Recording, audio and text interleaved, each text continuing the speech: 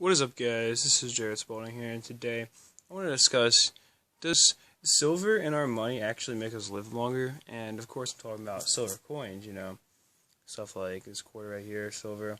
And before you are wondering, these coins are 90% silver, but also the other 10% is not on the outside, so you are actually making contact with the silver every time you touch these coins. The copper is in the core. The 10% of the that is copper of the coin is the core of the coin, not the outside.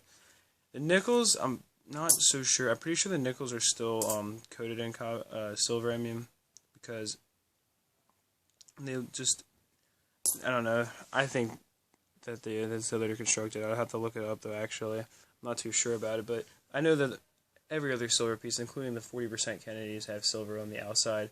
Not the inside, so I don't see why the nickel would be any different. And someone was talking about this on my last video. They commented saying something about how our ancestors, our grandparents and stuff would have been handling silver money all the time when they were younger. And yeah, I mean, of course you could argue the point that they did not live nearly as long back then as they do now, even though silver was in our money. So of course, that doesn't mean that silver is like shortening your life, because correlation never means causation unless you can prove it. And in this case, I don't really think that it's because of that. Obviously, it's because of the advances in medicine. I mean, but I do think though that it is possible for maybe silver would have some small health benefits of being in your change if you're handling it all the time, because silver is antibacterial. So I think that it would have actually helped to stop the spread of disease a little bit through money, because you know how dirty coins can really get. And since silver has properties like that, I do think that that's one thing it would have done, is maybe prevented some diseases from getting spread a little bit less easily.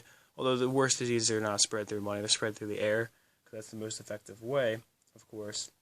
But maybe it did stop a few people from getting diseases, and maybe it even could have helped clean people's hands a little bit, but we do have hand washing, so I don't know how much it really would have done for people.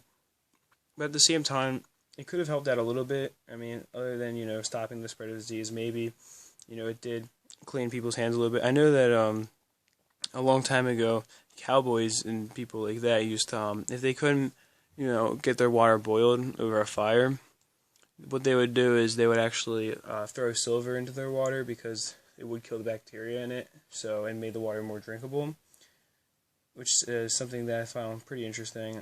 So maybe, just maybe, it did do a little bit more than I'm thinking, but other than stopping the spread of disease through money, I really don't see how much it would do, because, I mean, if you're washing your hands, you'll be fine anyway, because really, I mean, you're only going to be touching money with your hands unless you're some kind of, like, I don't even know who, whatever should be putting, unless you're really weird or something, maybe, but I just don't see, it having too many benefits. But at the end of the day, who knows? Maybe it did help more than I thought. But just a quick video, like I was expecting, because not really too much to talk about here. Just something really interesting someone brought up that I figured I would make a video for and share with you guys. So that is it for this one. Peace, love, and much respect.